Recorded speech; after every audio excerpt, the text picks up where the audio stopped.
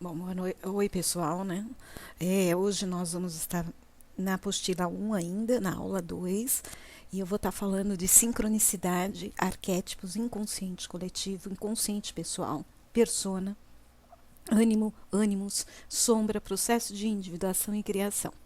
Nós vamos estar falando bastante aqui sobre Carl Gustav Jung, que é o pai nosso aí da psicologia analítica, da alquimia e da própria mandala, para que a gente possa entender todo o processo de interpretação da mandala. Como eu já falei na primeira aula, é importante que nós conheçamos os símbolos, os mitos, toda a representação para que a gente possa fazer uma boa análise da mandala. Então, para eu falar em símbolos ou em linguagem simbólica, eu tenho que entender o que é língua, né? O que são a linguagem simbólica e o simbolismo do arquétipo, porque é uma diferença entre os dois.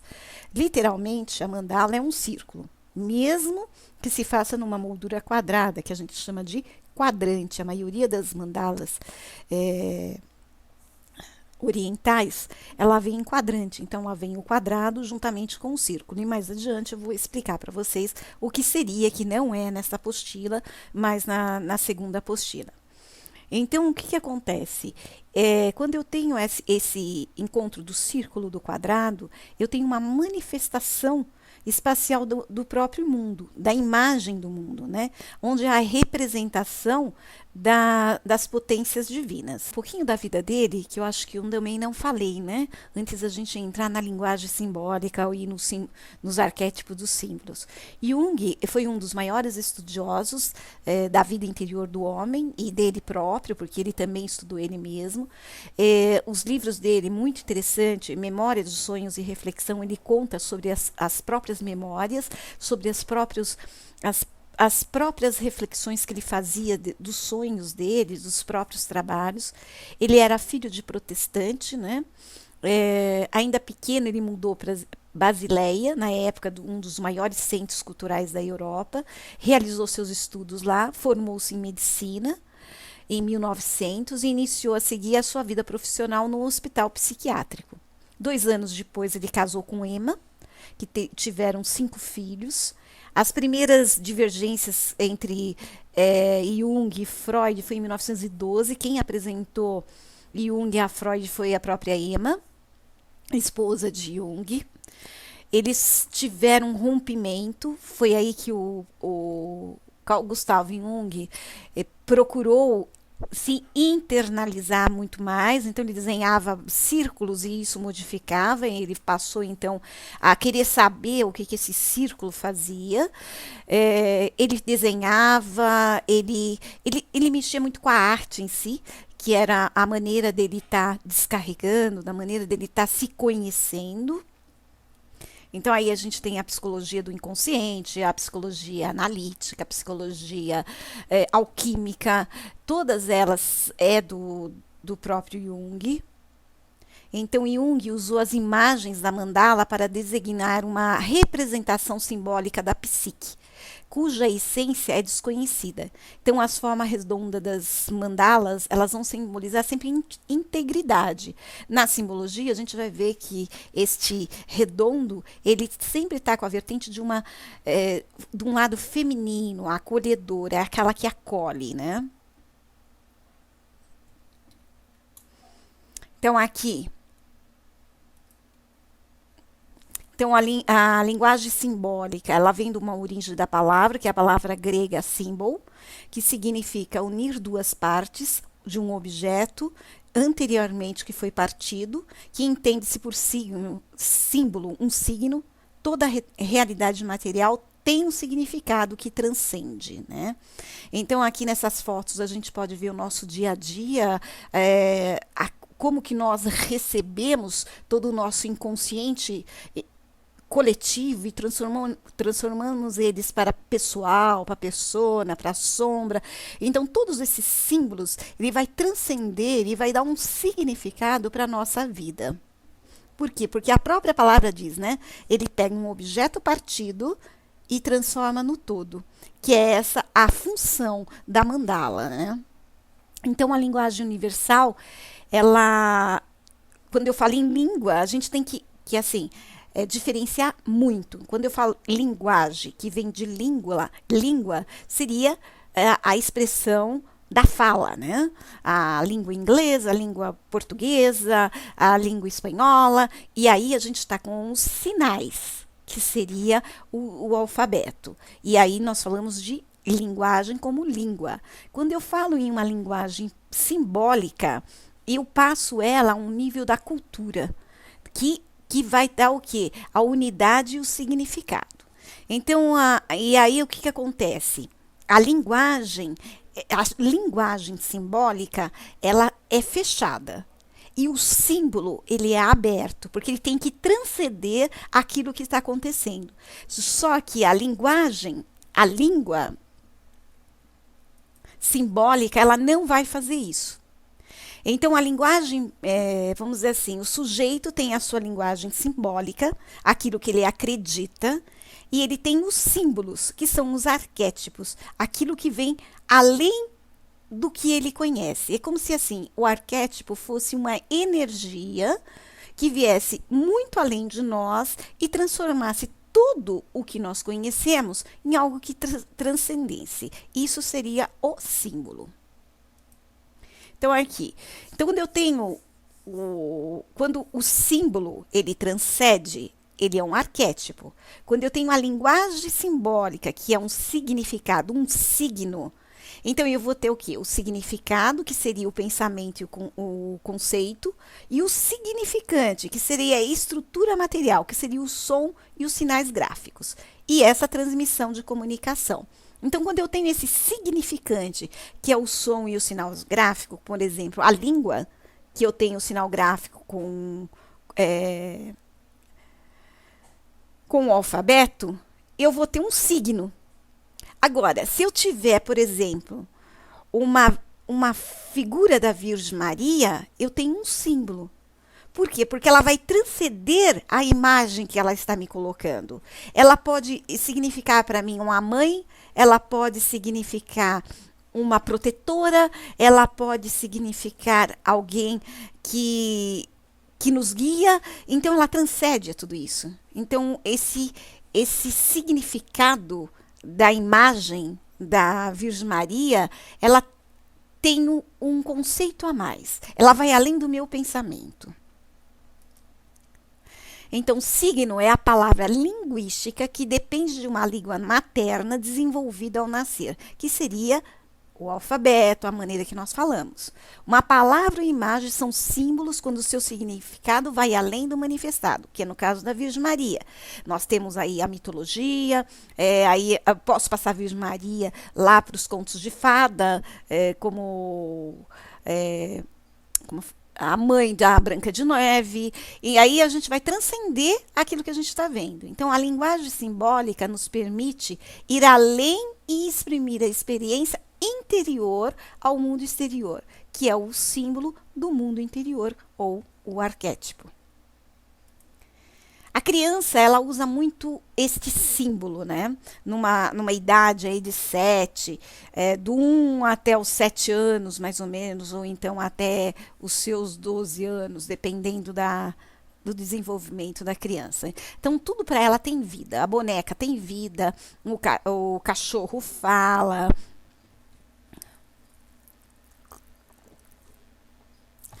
Então, esse símbolo da criança, que é um símbolo mais do conto de fada, ela quer ouvir a história muitas e muitas vezes, né? O livro tem as palavras andam. Isto é um símbolo, é onde a criança projeta o inconsciente dela e coloca a vida nisso tudo, né? Então, um símbolo no qual convergem simultaneamente diversos significados e projeta a pessoa para um nível do ser diferente do que podem captar. Estabelece uma relação entre o objeto e a mensagem nele contida, e dirige a inteligência para comunicar uma verdade objetiva e subjetiva. Antigamente, os bonecos, eles não falavam, mas o símbolo da fala no boneco era feito pela própria criança, que usava o seu tempo de simbologia, né? Do 0 até o 7, do 7 até os 12. Hoje, até isso, nós estamos cortando da criança, que é esse ato simbólico, essa vivência inconsciente consigo mesmo, para encontrar o seu próprio eu. Nós já damos um boneco que fala, um boneco que faz xixi, tudo para que ele tenha uma imagem mais exterior, mas não uma imagem interior. Porque todo o nosso processo, ele é mais exterior do que interiorizado. Então, para que a gente tenha um conhecimento, uma interpretação da mandala, a gente precisa aprender a ter esse lado interiorizado. Este lado que o símbolo vai transcender aquilo que nós estamos vendo. Por quê? Porque hoje as crianças aprendem que não existe essa transcendência, que tudo que está aqui é o que se vê e não além daquilo que não está. Então, o símbolo transcende e a linguagem simbólica tem o seu significante ou o seu signo. Mais para frente, vamos ver aqui. Por exemplo, uma propaganda é uma linguagem simbólica. É uma linguagem que ela não transcende. É uma linguagem interativa. Ela simplesmente vai o quê? Privilegiar a imaginação e não precisa de nenhuma associação. Então, quando eu pego essa imagem de um chocolate, o que vem à minha mente é algo saboroso, prazeroso e que eu tenho vontade de sair da frente da televisão e comer um chocolate. Então, isso é quase uma indução para que você faça algo, mas dentro de uma linguagem simbólica que remete o seu inconsciente a um prazer. Quando eu tenho as propagandas também, eu tenho um signo e um significante. Por quê? Porque ele não vai transcender a nada. A criança, quando pequena, desde pequena, ela vê aquela palavra Coca-Cola, em vermelho bem grande, né, no refrigerante, ela não sabe como escreve. Mas se você perguntar onde está a Coca-Cola, ela vai e aponta para a garrafa ou para a latinha de Coca-Cola. Só que ela não aprendeu a escrever. Isso é significante, é signo, é algo que não transcende, está ali e ela não vai não vai modificar. O McDonald's, a criança não sabe ler, mas se ela vê a imagem do desenho do McDonald's, ela sabe que ela vai comer um sanduíche lá. Então isso são linguagem simbólica ou significantes ou signos. Numa linguagem, num símbolo universal, nós colocamos, né, símbolos para as nossas coisas. Então, se eu falo uma mesa, eu sei que uma mesa é algo onde eu coloco algo em cima e não onde eu sento, porque foi estipulado que cadeira é onde eu sento. O que vai mudar nisso é como vai falar na língua que você nasceu. Mesa para nós portugueses ou brasileiros, table ou para o inglês. Então, assim, nós vamos ter significantes ou significados diferentes na língua natal. Mas o símbolo em si, ele não vai mudar, ele vai ser mesa em todos os lugares que nós estivermos no universo inteiro. Ele vai ser cadeira em todo o universo. O que vai mudar é o modo de estar escrevendo esse símbolo. Aí a gente tem as associações desses símbolos, né? Em qualquer lugar, quando eu vejo essas imagens, por exemplo, essa imagem do dedo na frente dos lábios, eu sei que é silêncio. Então, eu não preciso falar silêncio em várias línguas. E ele também não transcende. Eu sei que eu tenho que ficar quieto. Os macaquinhos que põem a mão na frente dos olhos para não enxergar, no ouvido para não escutar, ou na boca para não falar, são também associações dos símbolos que não precisa palavras. Simplesmente ele significa, ele tem o significante disso daí, ele não transcende. Quando eu me relaciono com um sonho, ele é um símbolo que transcende. Ele é um símbolo que representa o estado de espírito, onde tudo pode ser real. É a experiência do símbolo com o simbolizado. O meu sonho não vai ser o mesmo sonho de uma outra pessoa. Então, o que eu vou sonhar vai estar dentro do meu inconsciente coletivo, do meu inconsciente pessoal, que trago à noite para o meu consciente. Então, este sonho, ele é um símbolo que transcende e não um significante.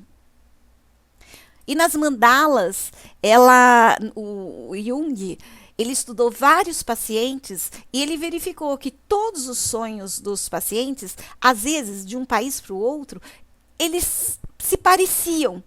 E em grande maioria também haviam as formas redondas.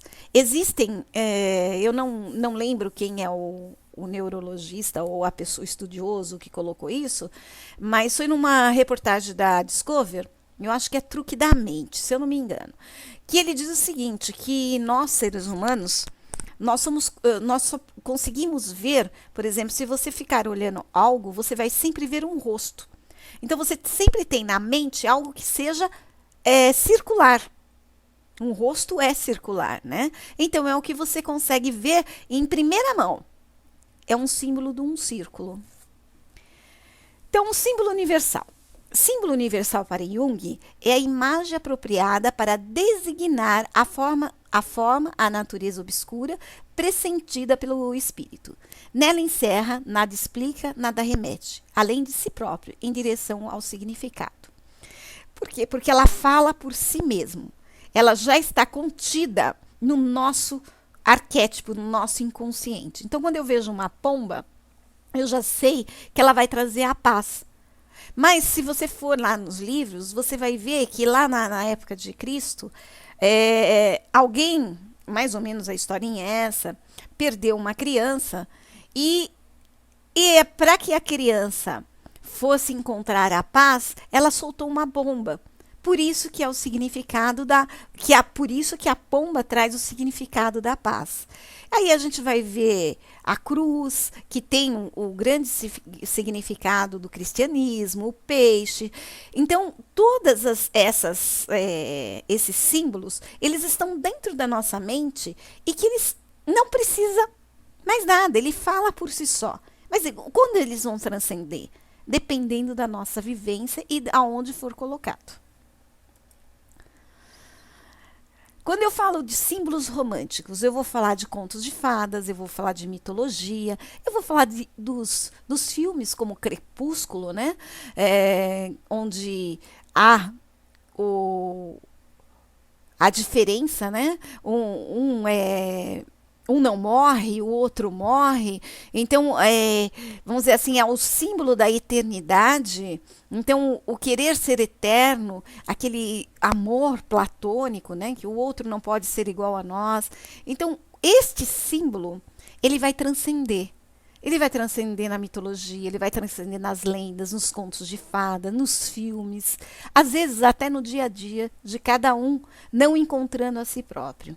Então, o coração estabelecendo uma relação entre a mensagem e o emissor, toca mais profundo da pessoa, fazendo sobressair os sentimentos presentes no coração. Muitas vezes, por exemplo, a gente assiste filmes e acaba chorando. Por quê? Porque aquilo nos tocou. Aquilo mostrou para a gente que ele está mais dentro de nós, ele está inconscientemente dentro de nós.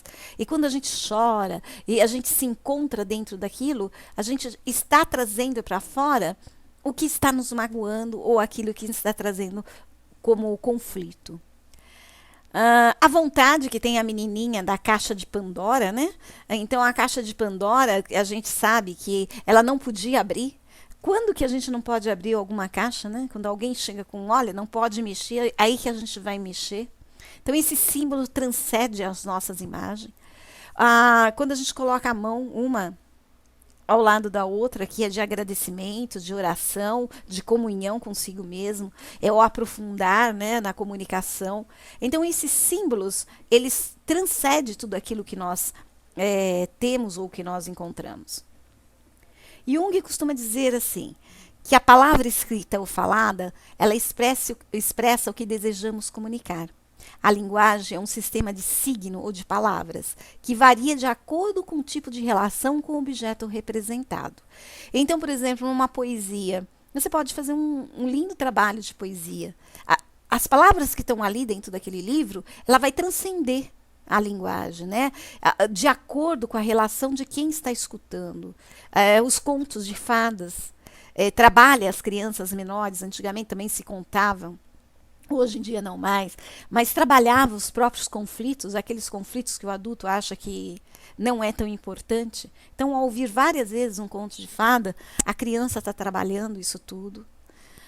Então, o que Jung diz? Que conheça as teorias, domine todas as técnicas, mas ao tocar uma alma humana, seja apenas outra alma humana. Então, vamos conhecer todas as técnicas, vamos identificar tudo aquilo que a gente consegue por uma interpretação da mandala. Mas quando a gente estiver em frente a uma pessoa, vamos respeitá-la no que ela está nos colocando e como ela está nos colocando. Os heróis, né? Os heróis é um grande símbolo. O Jung costuma dizer assim: quando a mente explora um símbolo, é conduzida em direção a ideias que não estão fora do alcance da razão. Homem e seus símbolos. Quando o homem perde essa relação com o simbólico, ele perde a oportunidade da emoção trazida pelo símbolo. Então, até hoje, nós temos os heróis. Antes em desenho, em quadrinhos, e hoje a gente tem nos filmes. É onde a gente quer ser o super-homem, a gente quer ser a Cinderela. Então, lá nos nossos arquétipos, no nosso inconsciente, a gente está buscando, né? Porque o herói é aquele que consegue passar várias fases, que consegue lutar contra si mesmo, que consegue encontrar um ponto de referência. Ele é a pessoa que atravessou todas as fases de sua vida. Então, por isso, esse símbolo do herói, ele é muito importante e ele vai transcender para cada pessoa. É o símbolo maternal que eu disse para vocês, né? Então, cada uma de nós traz um símbolo maternal, que no dia a dia é bem diferente.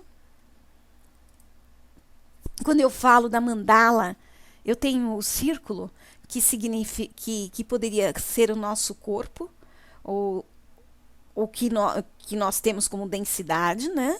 E tudo aquilo que nós colocamos até o ponto central seria tudo aquilo que nós constituímos durante a nossa vida toda. A representação do círculo também está no sol.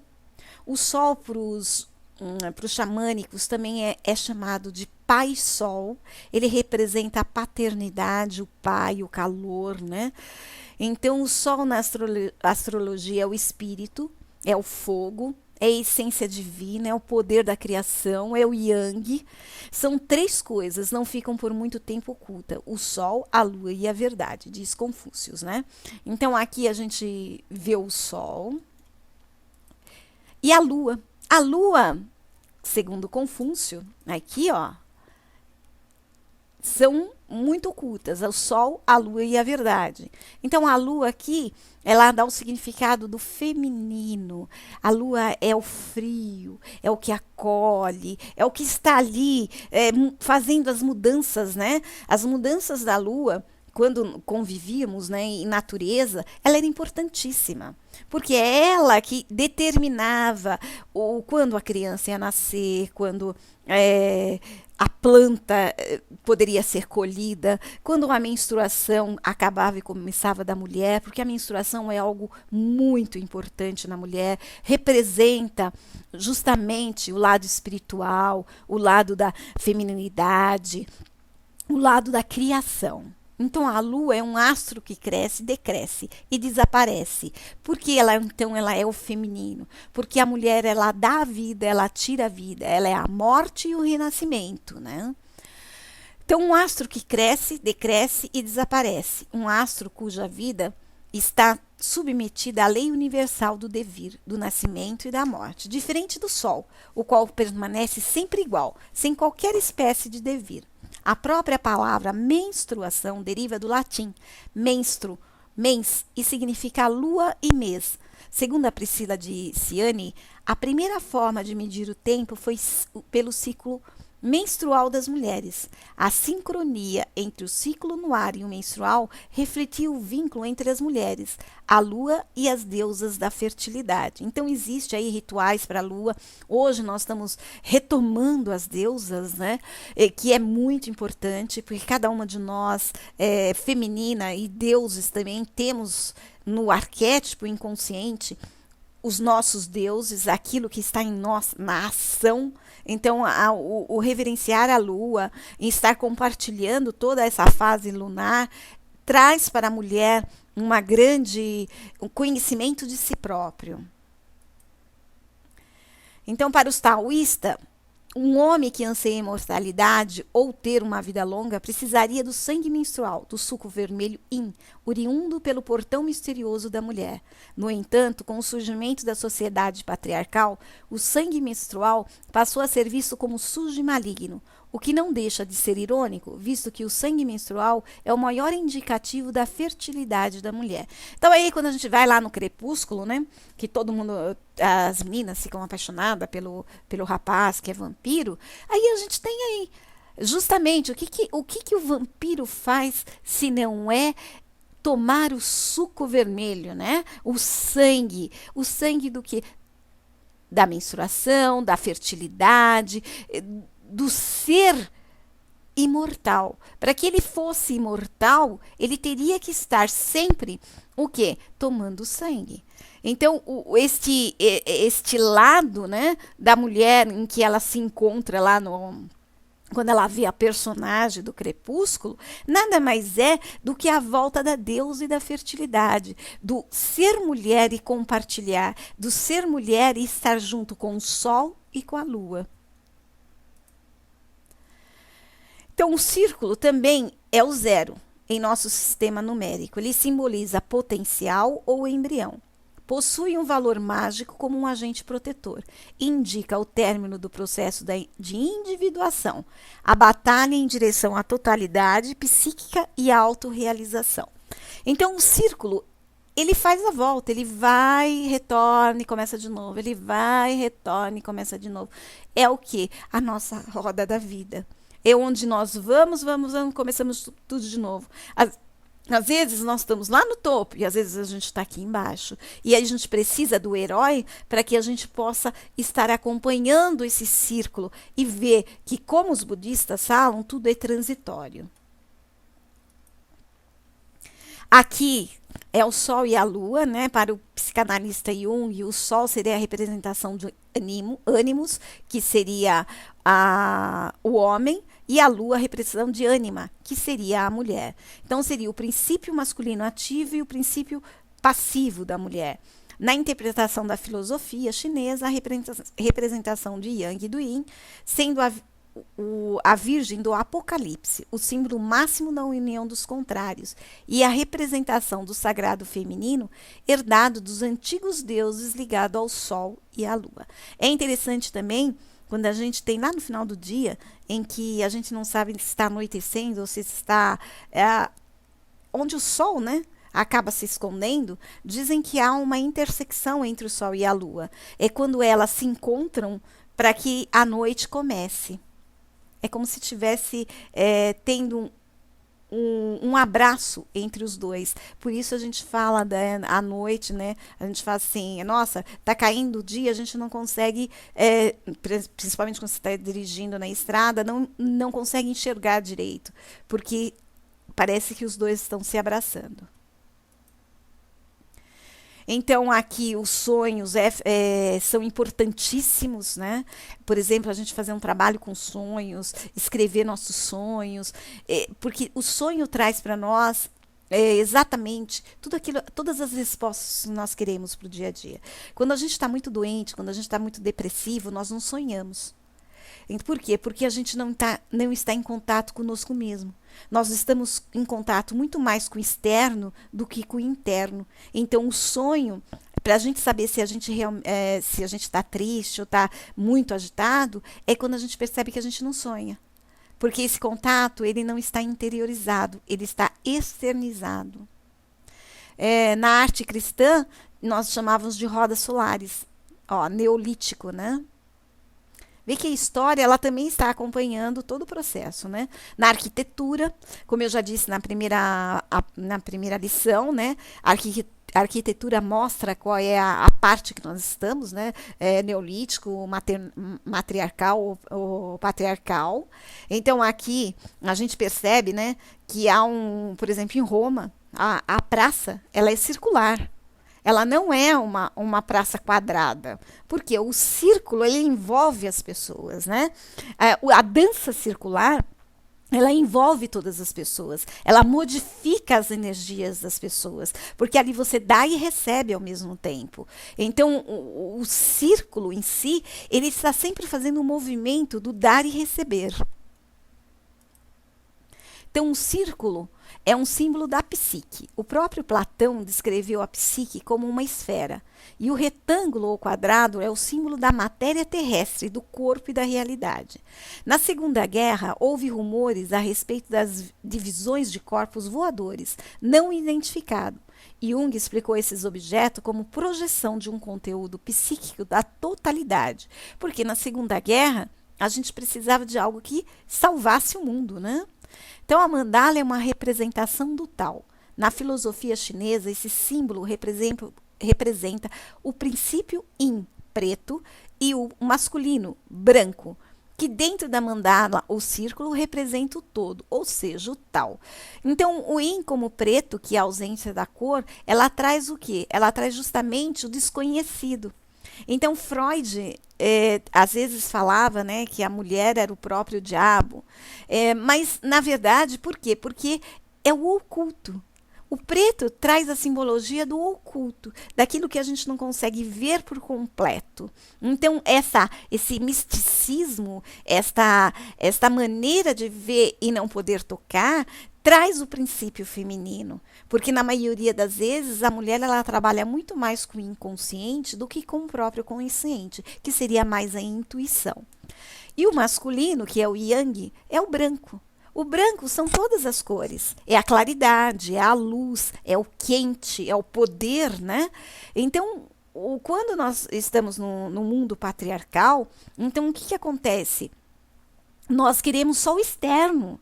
Nós queremos aquilo que nós pegamos, nós queremos a materialidade. Então, nós vamos usar muito sol, muito branco, né? Por que a gente tem tanta dificuldade de vitamina D? A gente nem fica ao sol. Por quê? Porque a gente tem medo de tanta energia. Então, a gente acaba se escondendo. Então, na própria vida, a gente vai desenvolvendo inconscientemente todas as reações que não estão ligadas à própria natureza. E dentro da mandala, o círculo. Ou seja, sabe aquele pontinho, gente, que tem lá no meio de qualquer coisa? Quando você pega o compasso e você vai desenhar um círculo, você precisa do ponto para você fazer a volta do teu corpo. Então, é esse ponto que você faz a volta do teu corpo que é o caminho. Que é quando você começa a fazer o seu caminho de herói. Então, a forma mandálica pode ser encontrada em todo o início. Na terra, no cosmo, na célula, no embrião, na semente, no caule da árvore, as flores, os cristais, as estrelas. A própria terra foi formada por uma explosão mandálica. Os símbolos também a gente encontra em mitos e fadas. Por isso é interessante estudar os mitos e as fadas. Fadas vêm de destino. Mito vem de lenda e muito significado colocam como mentiras, e não é isso. Então, para Sigmund Freud e Carl Jung, o inconsciente somente se expressa através dos símbolos, e esses símbolos podem e devem ser buscados para conveniente interpretação, através dos delicados mecanismos dos sonhos e da imaginação ativa, de modo a serem entendidas suas mensagens. Então, os sonhos, as mandalas, os desenhos, eles trazem o inconsciente com as imagens. E nós, o que fazemos é interpretar essas imagens pelos conhecimentos que nós temos. Aqui a gente vai falar sobre inconsciente coletivo. Então, o inconsciente coletivo para Jung foi postulado para explicar a existência de uma língua comum para os seres humanos de todos os tempos e lugares, permitindo a expressão do conteúdo da psique transcender o âmbito da razão. A humanidade tem substrato comum do conteúdo inconsciente. É o que eu falei. Jung ele analisou seus clientes nos sonhos e percebeu que eles traziam contextos iguais em qualquer país. Com isso, ele colocou que o inconsciente coletivo é aquele que a gente traz da coletividade, da nossa cultura, da nossa história, daquilo que às vezes nós nem conhecemos. Então, é como se ele fosse uma energia muito grande e ela estivesse envolta a nós. E, de repente, dependendo de algumas ações, ela aflora. Então, Jung disse assim: o humano já nasce com algumas predisposições para pensar e entender de certas formas. Exemplo, medo de cobra. Pode ter transmitido através do inconsciente coletivo, criando uma predisposição para uma pessoa ter cobras. Ter esse medo, num primeiro contato, fica aterrorizada. Então, assim, eu posso dar um exemplo até pessoal. A minha família, ela é toda evangélica. E a casa da minha mãe, nunca ninguém gostou de imagens. Eu amo imagens. Eu sou apaixonada por imagens. Depois de casada, eu tenho o meu altar. Então, eu faço as minhas preces, independente de qualquer religião. Então, a instituição, para mim, ela é uma instituição. Mas a minha fé e o que eu gosto das imagens, ela está dentro de mim, que eu trouxe de sei lá onde, no meu inconsciente coletivo, que eu não consigo identificar. Por quê? Na casa da minha mãe, eu não fui criada com um inconsciente pessoal. Porque não existia imagem por eles serem evangélicos. Então, o inconsciente coletivo, ele está enraizado dentro de nós. E quando ele pode, ele vai aflorar. Então, arquétipo. Jung descreve o arquétipo que deriva das observações repetidas que os mitos das histórias e literatura universal contêm, bem definido, que aparece todos os tempos em todos os lugares. Costumamos atender a esses temas como fantasia, sonho, ideias delirantes e ilusões de pessoas. Então, assim, o que eu falei? Então, existe aí o inconsciente coletivo, que seria o que nós temos de história. Para mim, as imagens é um arquétipo, porque ele está dentro de mim. Ela está comigo, independente de como eu fui criada, de como eu fui na minha vida posta. Eu ainda tenho comigo o meu arquétipo, aquilo que eu acredito, independente do que foi falado coletivamente. Então, o arquétipo para Jung é como, por exemplo, a mandala é um arquétipo. Ela é uma expressão antagônica e do psíquico.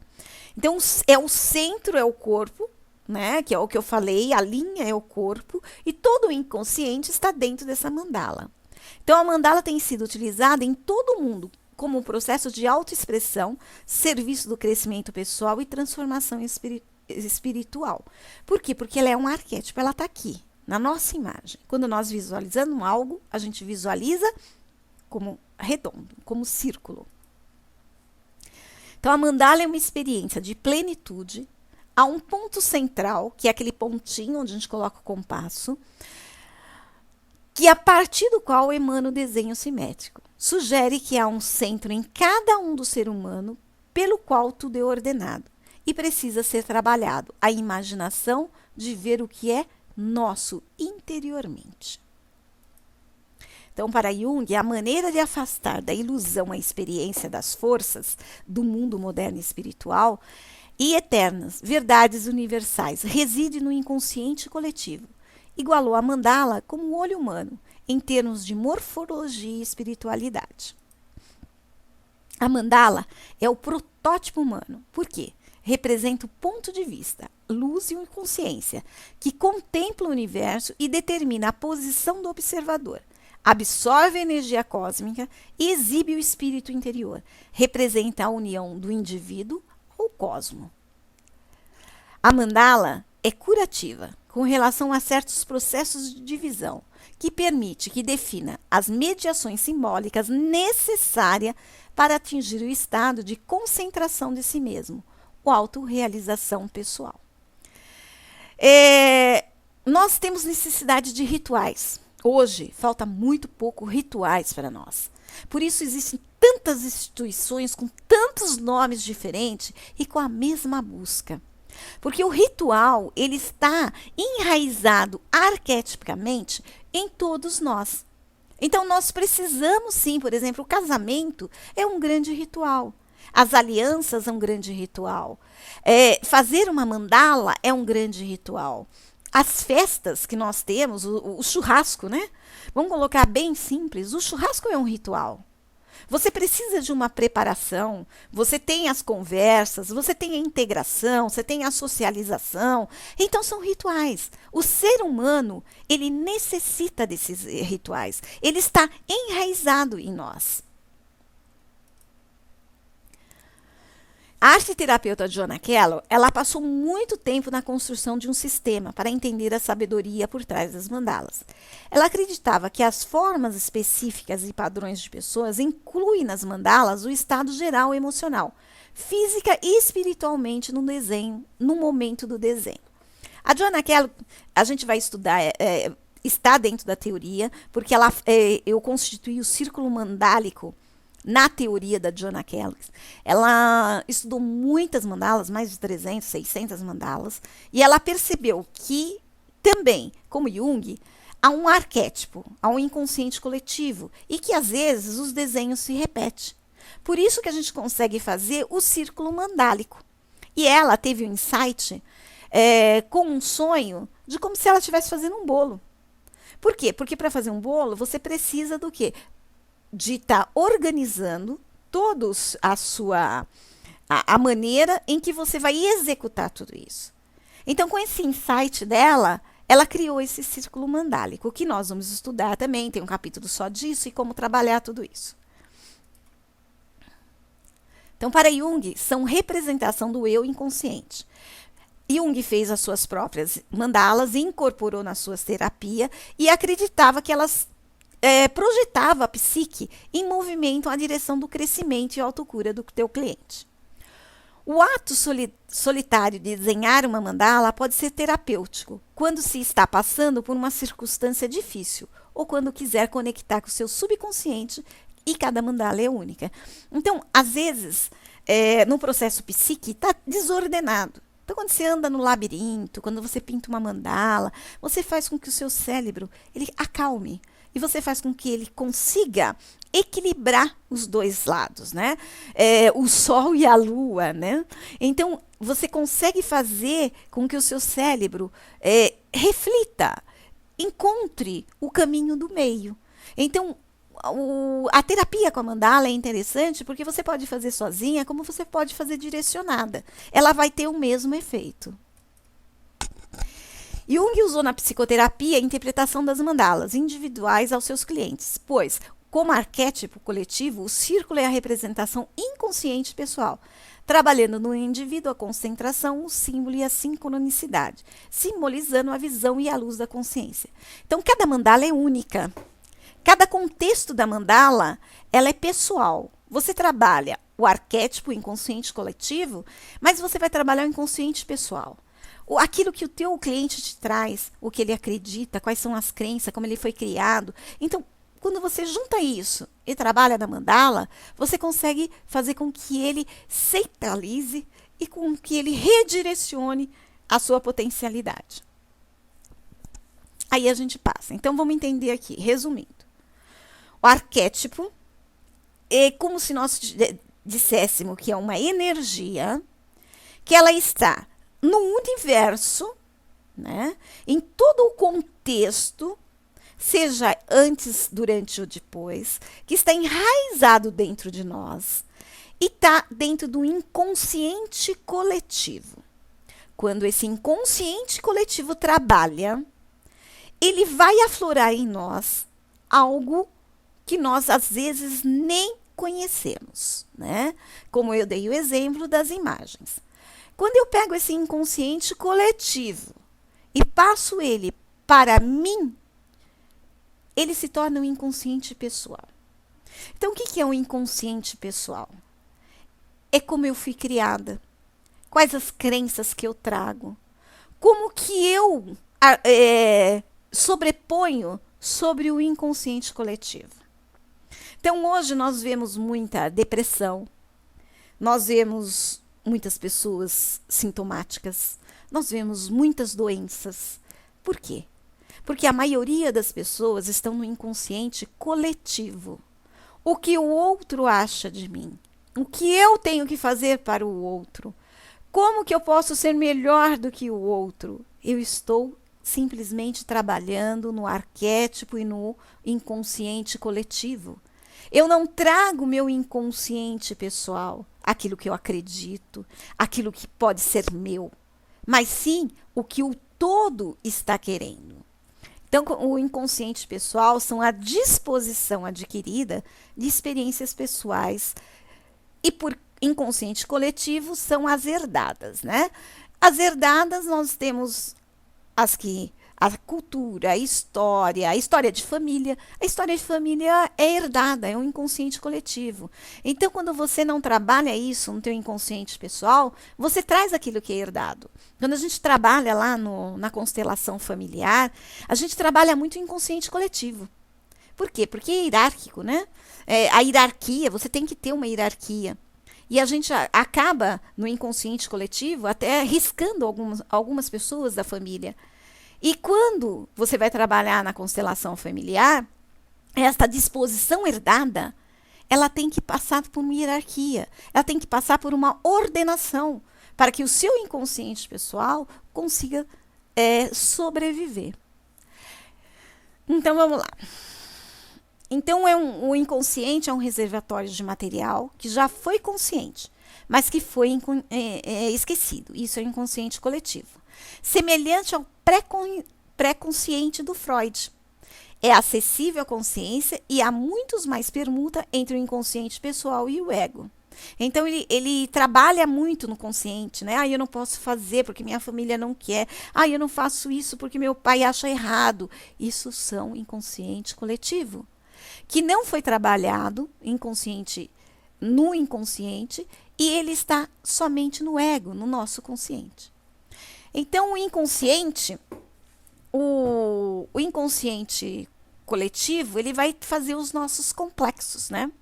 Ele vai ser o centro das nossas emoções. Aí, quando eu passo isso para o nosso impessoal, eu vou ter as lembranças, percepção, os desejos.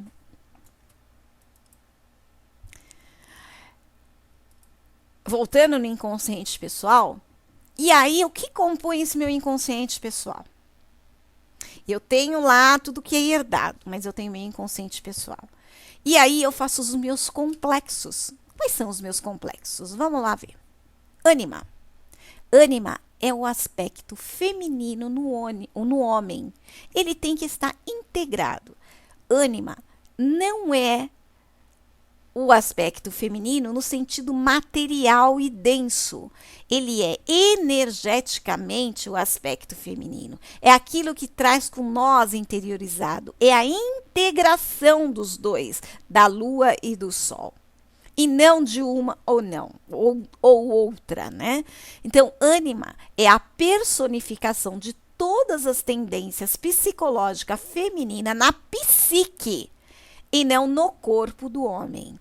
Os humores, o sentimento estável, a intuição, a profética, a receptividade, o irracional, a capacidade de amar, a sensibilidade à natureza e, por fim, mas nem por isso menos importante, o relacionamento com o inconsciente. O ânima é um arquétipo da vida psíquica e da feminilidade do inconsciente do homem. Essa figura desenvolve nos encontros com a mãe. Além disso, estão contidas nessa imagem todas as experiências com antepassados femininos, que podem surgir nos sonhos, nas fantasias e nas manifestações, nas visões e manifestações.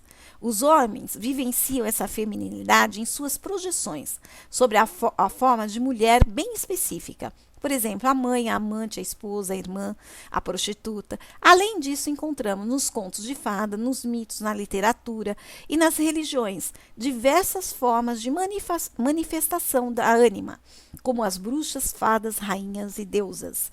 Então, o que, que acontece? Antigamente, os homens abriam, né, a porta para a mulher entrar, tirava a cadeira do lugar para a mulher sentar. Existia todo um cortejar a mulher. Então, isso estava desenvolvido a ânima no homem. Hoje, o homem não quer essa ânima, esse desenvolvimento feminino. Então, ele age de uma maneira mal educada, achando que tudo tem que ser igual. Então, não há uma não há uma união, há uma reunião, porque há simplesmente alguém que se comporta igual e não alguém que interage para que haja esta personificação.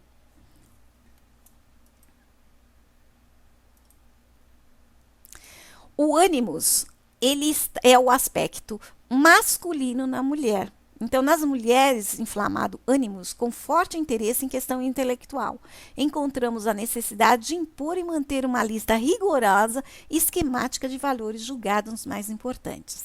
Não há nenhuma reflexão no que diz respeito à pouca substância e significado desses valores, nem qualquer que visam discutir sobre elas, apenas a vontade de impor aos outros. Mas como as mulheres lidam com o arquétipo ânimos dentro deles, há um estudo muito importante sobre ânimos escrito pela esposa de Jung, Emma. Ela escreveu: o que as mulheres têm que superar em nossa relação com ânimos não é orgulho, mas a falta de autoconfiança e a resistência da inércia. Para nós, não é como se estivesse de nos humilhar, mas como se estivesse de elevar a nós mesmos. Então, assim, o que é o aspecto masculino na mulher, né? Quando eu tenho esse aspecto, eu sou forte, eu luto, eu acredito em mim, eu vou à luta. Então, eu tenho ele equilibrado. Então, eu tenho o meu lado feminino, mas eu tenho também o meu lado masculino. Como nós vivemos num mundo patriarcal, nós vemos muito um desenvolvimento num aspecto mais masculino da mulher, né? Onde ela concorre com o próprio homem, onde não se cria mais, onde cuidar da casa e dos filhos é algo que às vezes é até vergonhoso. Então há um desequilíbrio nisso. Então o ânimos na mulher, ele precisa estar equilibrado para que ela consiga tanto cuidar dos filhos, da casa e de si própria, como também poder trabalhar, ter sua profissão, mas de uma maneira equilibrada, nenhum muito ao céu, nem muito à terra.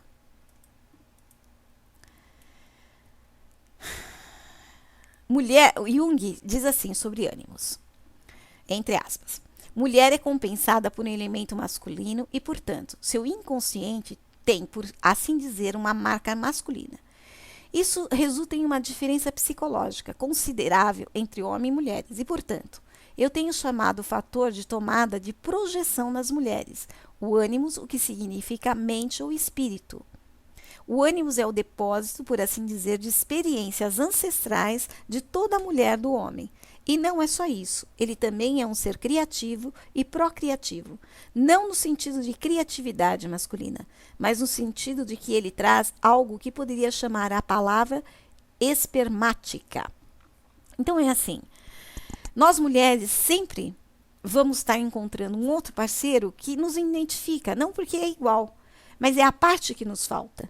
O homem vai estar procurando uma parceira da parte que falta, para que exista essa interligação ou esta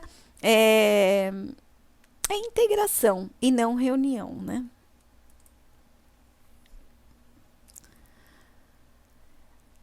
Agora a gente vai falar de sincronicidade. Sincronicidade para Jung é a ordenação acausual, ato de criação. telepatia. Para Mary Louise von Franz, a hipótese de sincronidade não explica casualmente os fenômenos da psi, mas compara com os resultados obtidos. Um exemplo claro é assim: está pensando em alguém e essa pessoa te liga.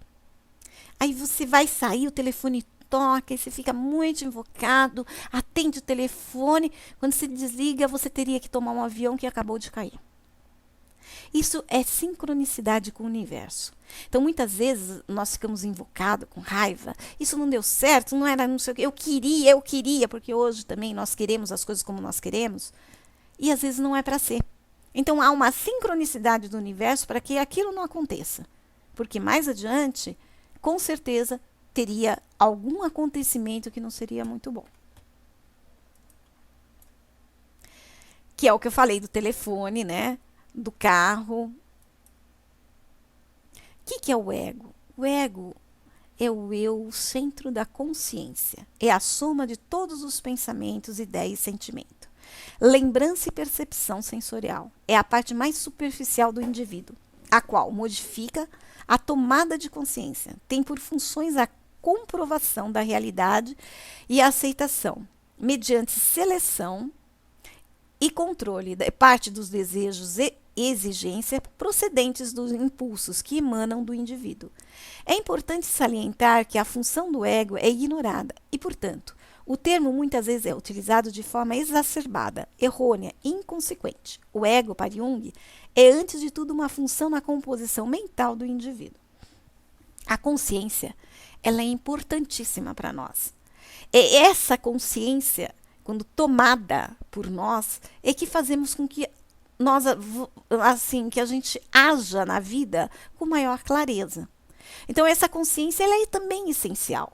Ele não pode ser inflamado, né? Quando nós temos um ego inflamado, nós não enxergamos. Por exemplo, a gente vai ver, nós somos um gato e nós vamos ver que nós somos um leão. Então, esta tomada de consciência que é interessante para que a gente consiga ter o equilíbrio. Então, o ego representa o sujeito da consciência. Ele é apenas uma parte da psique total.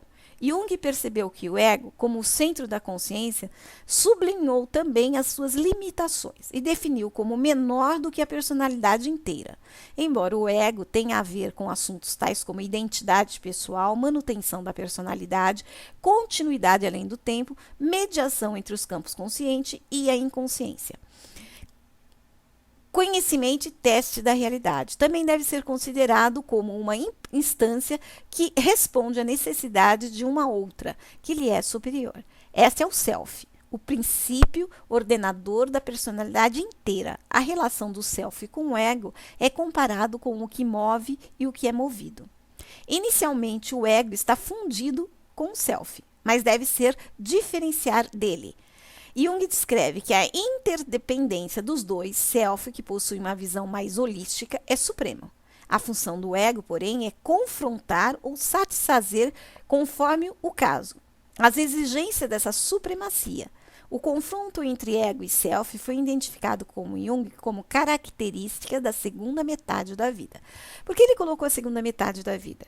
Porque é quando as pessoas estão mais maduras, mais conscientes, quando elas não estão mais buscando de uma forma desenfreada o que está externo. Uma profissão, um alto grau, um cargo elevado. Então, ela não está mais confrontando o seu próprio consciente. Ela não está à procura de ter, mas ela está à procura de ser.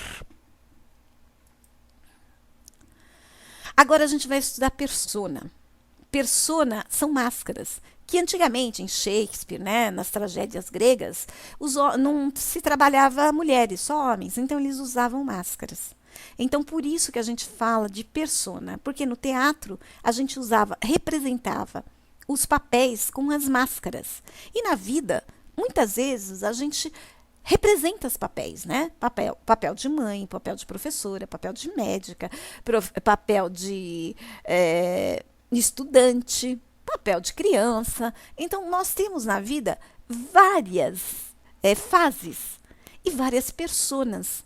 que vai constituindo a nossa própria personalidade, o nosso próprio consciente, inconsciente, né? Então, a persona é um arquétipo que possui como função básica a adaptação do indivíduo com o mundo externo. É uma função psíquica que ajuda na adaptação social, nos relacionamentos e nos intercâmbios entre as pessoas. Para Jung, a persona é um complicado sistema de relação entre consciência individual e sociedade, que seria o inconsciente pessoal e o inconsciente coletivo. É uma espécie de máscara destinada, por um lado, a produzir um determinado efeito sobre o outro e, por outro, ocultar a verdadeira natureza do indivíduo. Só que quem estiver totalmente identificado com a persona, até o ponto de não conhecer a si mesmo, poderá considerar supérflua essa natureza mais profunda. No entanto, só negará a necessidade da persona quem desconhecer a verdadeira natureza de seus semelhantes. A sociedade espera e tem que esperar de todo indivíduo o melhor desempenho possível da tarefa a ele conferida. Assim, um sacerdote não só deve executar as suas funções de cargo, como também desempenhá-las sem vacilar. Enquanto o arquétipo, a persona, está contida no inconsciente coletivo. Portanto, ela possui certa autonomia em relação ao ego, podendo engoli-lo, a ponto de fazer o indivíduo a comparar de uma forma unilateral em todas as situações externas, o que gera grandes problemas de adaptação.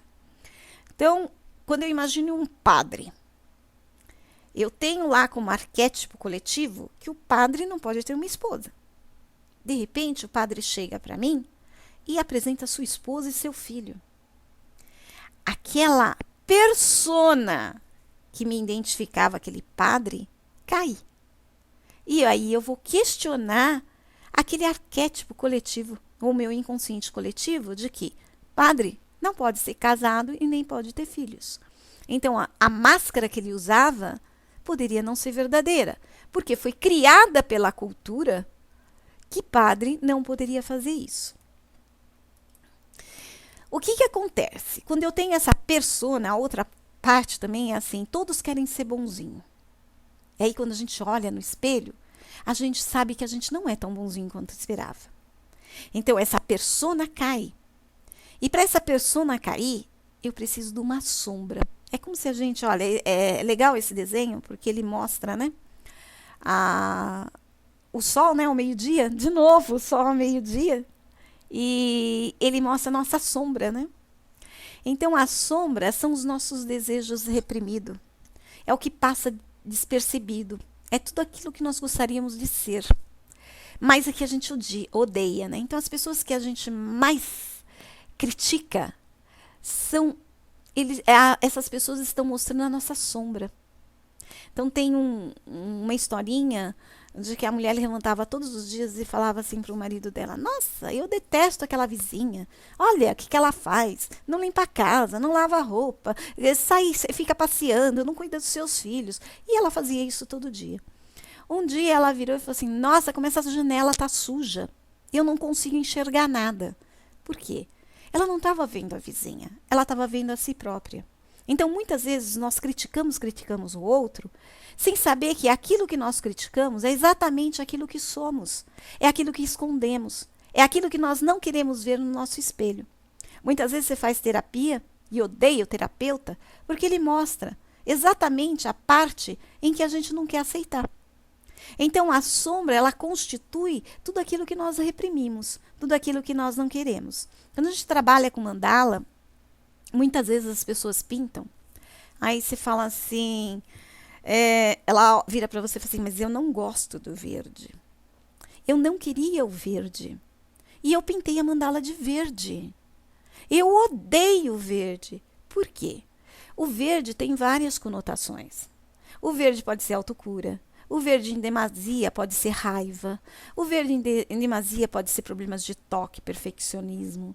Então, a pessoa está te mostrando, você está interpretando, e não falando para ela, mas interpretando o que realmente ela é e como ela é. É a sombra dela que está ali. Ou então faz um desenho: mas eu não queria isso, não imagina, isso não tem nada a ver comigo. O seu inconsciente lá dentro está trazendo para você aquilo que realmente você é. Aquilo que é composto no seu arquétipo pessoal, no seu inconsciente pessoal.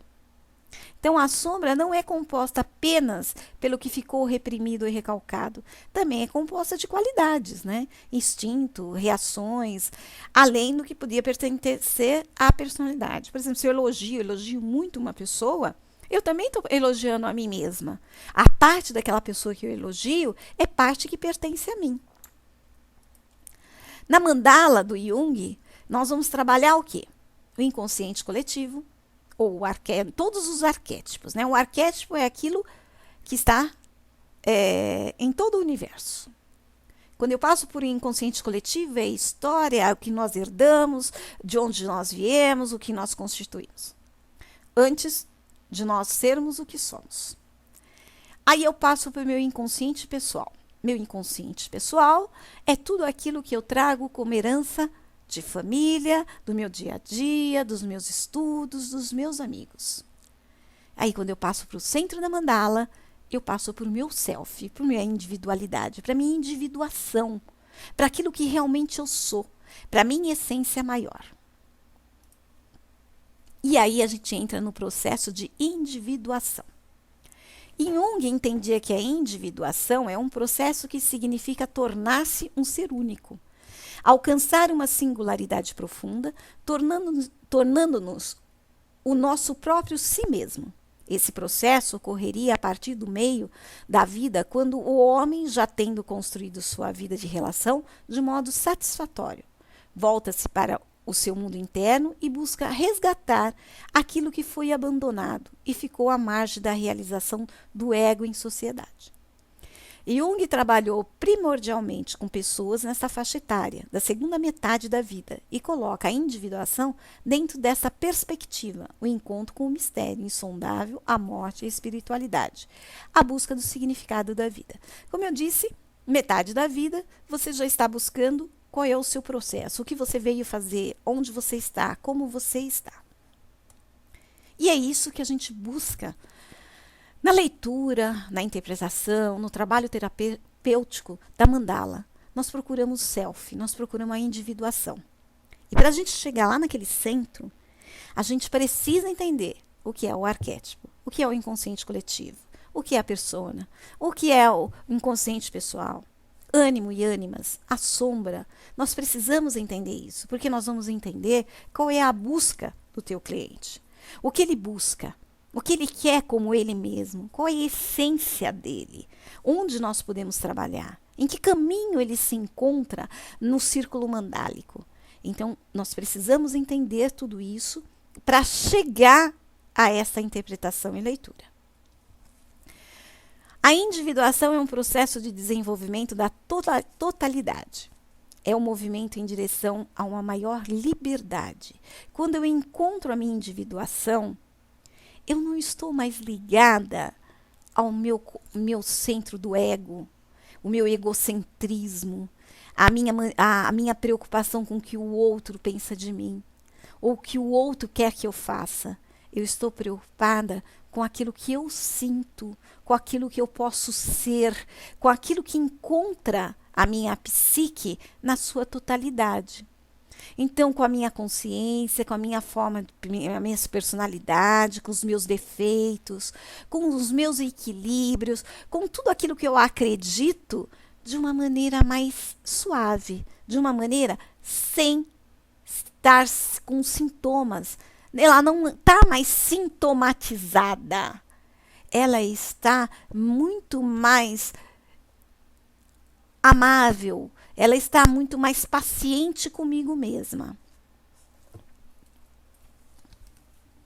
Então, o processo de individuação consiste em confrontar com os aspectos sombrios.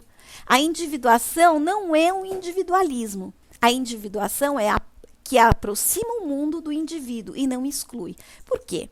Quando eu falo que um ser é individualista, eu falo que ele é egocêntrico.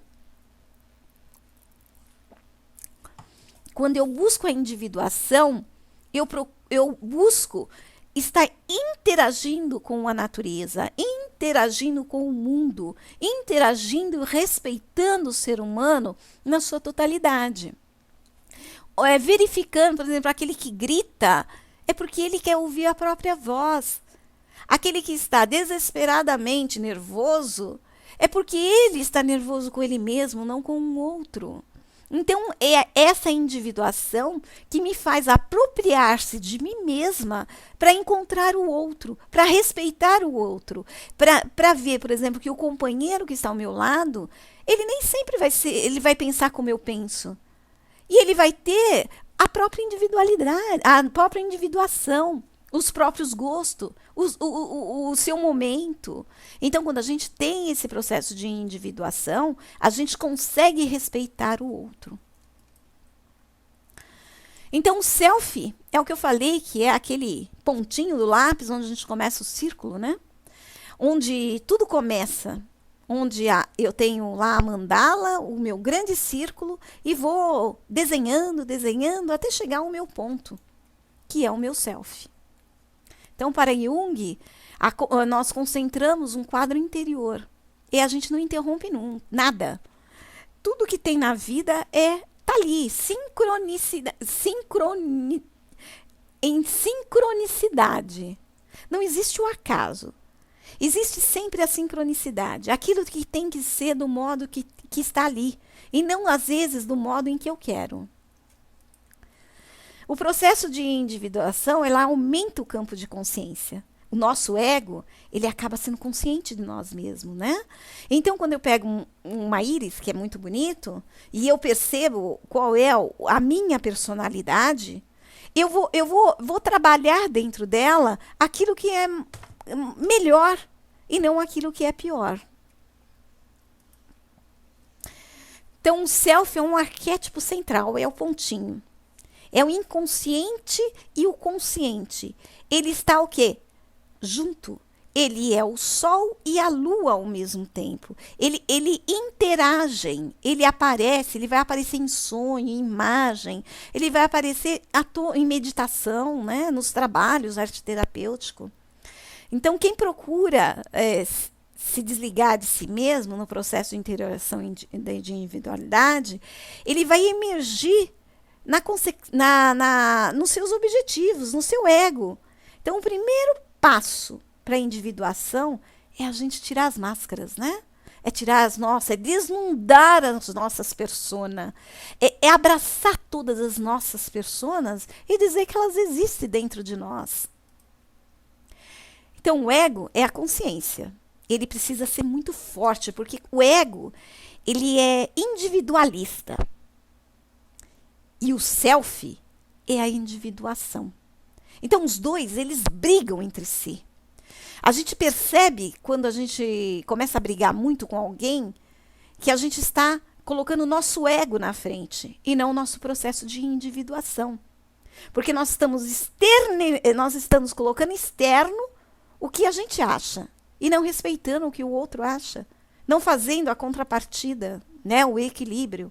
Então, o processo de individuação leva à consideração dos componentes coletivos, leva o respeito.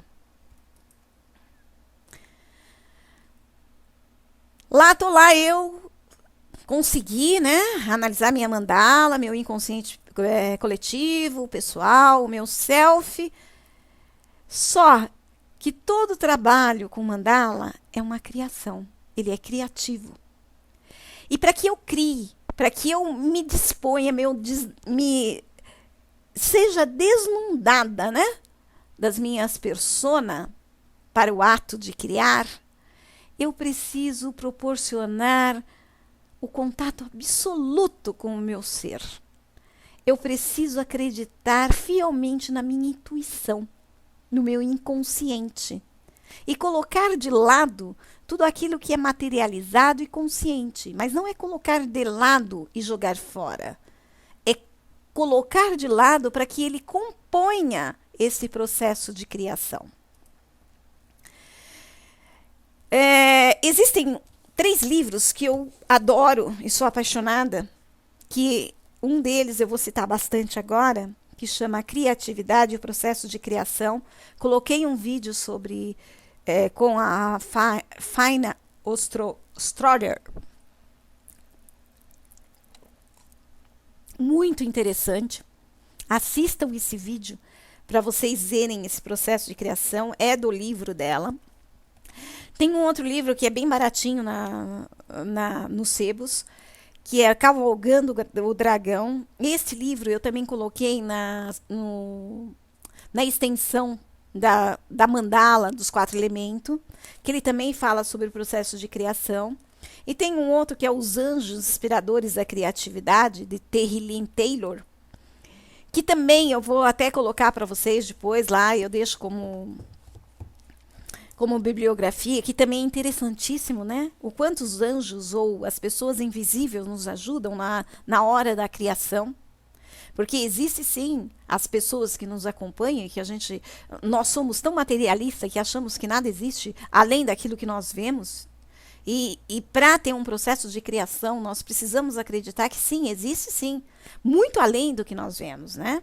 Como a gente assiste aquele truque da mente, em que você foca só a uma direção e não vê, por exemplo, o urso, o pinguim passando atrás de você, é a mesma coisa de falar em processo de criação. Você tem que estar olhando todo. Você tem que estar observando que existe um pinguim, existe um macaco, existe a troca do cenário em que você não vê. Este é o ato de criar, né?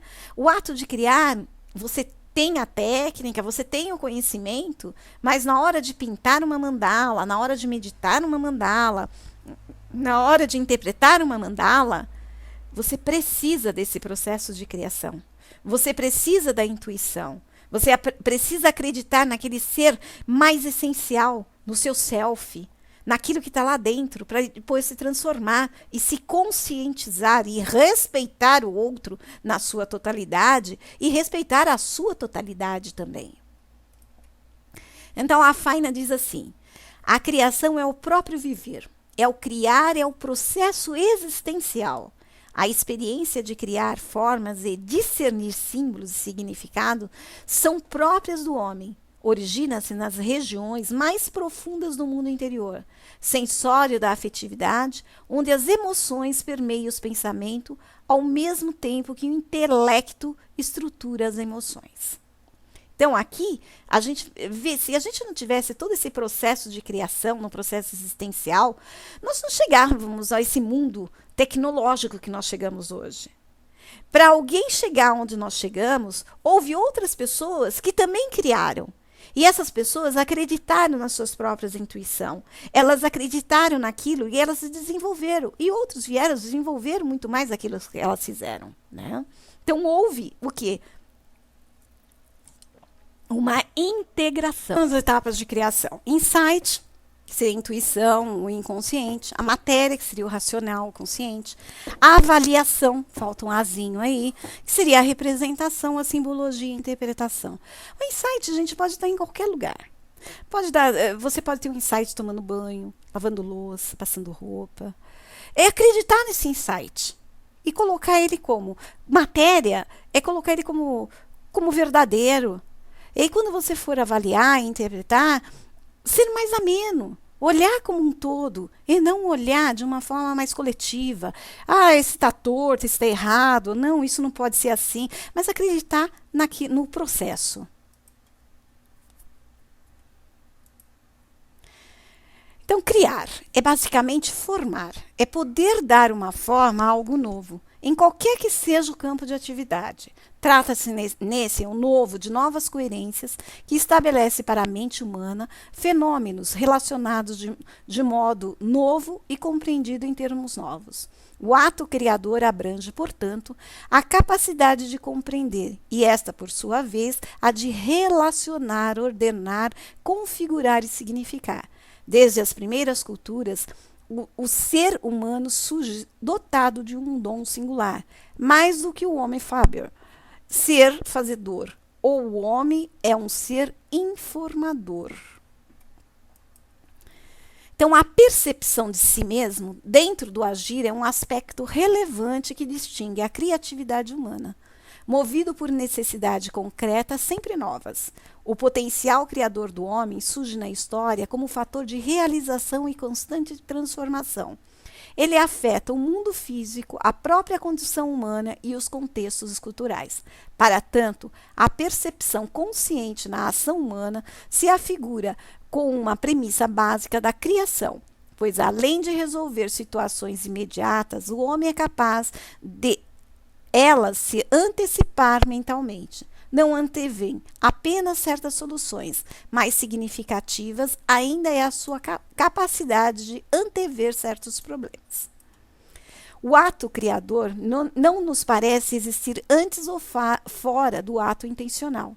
Nem haveria condições, fora da intencionalidade, de se avaliar situações novas ou buscar novas coerência.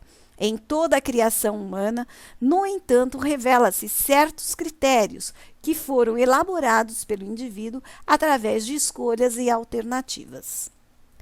Quando eu tenho um processo de sensibilidade, eu tenho um processo intuitivo. Então, o processo de criação, ele interliga intimamente com o nosso ser sensível.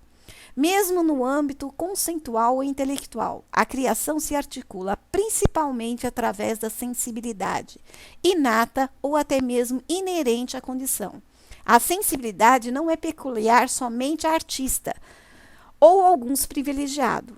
Ela é patrimônio de todos os seres humanos, ainda que em diferentes graus ou talvez em áreas sensíveis diferentes. Todo ser humano que nasce com um potencial de sensibilidade de criação. Queremos, antes de tudo, precisar a palavra sensibilidade definindo no sentido a que usamos, baseada numa disposição elementar, num permanente estado de excitabilidade sensorial. A sensibilidade é a porta de entrada da sensação. Então, por exemplo, antes de tocar, você tem que sentir. Então, por exemplo, quando você sente um cheiro e esse cheiro te leva a um lugar agradável, você tem a sensibilidade e você tem a sensação. Se esse cheiro leva a algo desagradável, da mesma forma você vai ter a sensibilidade e você vai ter a sensação. No potencial criador, elabora-se nos múltiplos níveis do ser sensível. Cultural, consciente do homem, se faz presente nos múltiplos caminhos em que o homem pode captar e configurar a realidade. Os caminhos podem cristalizar-se e as vivências podem integrar-se em forma de comunicação. Em ordenação concluída, mas a criatividade como potência se refaz sempre. A produtividade do homem, em vez de se esgotar, libera-se e amplia. Então, de acordo com as afinidades e aptidões e íntimos interesses, cada pessoa sente em si, se não especificamente, ao menos em termos gerais, em que áreas poderiam caminhar para desenvolver. Por onde deveria caminhar. As potencialidades existentes constituirão sua própria motivação. Serão uma proposta permanente do indivíduo e uma proposta de si para si mesmo. Então, a gente não cria somente na arte, a gente cria no nosso dia a dia, né? Então, o processo criativo é um fator de extrema importância nos trabalhos arte-terapêuticos, pois ele auxilia no resgate e reconhecimento do potencial interno de cada um, da força criadora que todos temos, sendo capazes de transformar e modificar até mesmo a história de nossas vidas. Por isso é interessantíssimo a gente estar novamente conhecendo o que é um processo de criação, respeitar a criação do outro. Muitas vezes as mandalas constituídas não estão ali como nós queríamos ou como nós temos como visão de vida, mas sim com uma visão que o cliente lhe traz. E é dentro desta visão é que o trabalho vai ser processado. É dentro dessa visão que você vai interpretar, você vai equilibrar, que você vai respeitar e que você vai aprender junto ao seu cliente o processo criativo ou o processo de totalidade do si mesmo. Eu espero que vocês tenham entendido. Eu vou repetir de novo os livros de processo criativo, que eu acho interessante, é Os Anjos Inspiradores da Criatividade, que é a editora Pensamento, é Terriline Taylor. Cavalgando o Dragão tem a bibliografia nas mandalas dos 4 elementos. O processo de criação da criatividade da Faiga Ostrobl, tem o vídeo dela. Ela faz essa palestra sobre mesmo o vídeo dela, é lindíssimo. Então é interessante que vocês vejam, é interessante que vocês assistam. Qualquer dúvida, já disse que estou à disposição. Vamos começar a apostila 2, eu estou refazendo e gravando para vocês. Muito obrigada, namastê.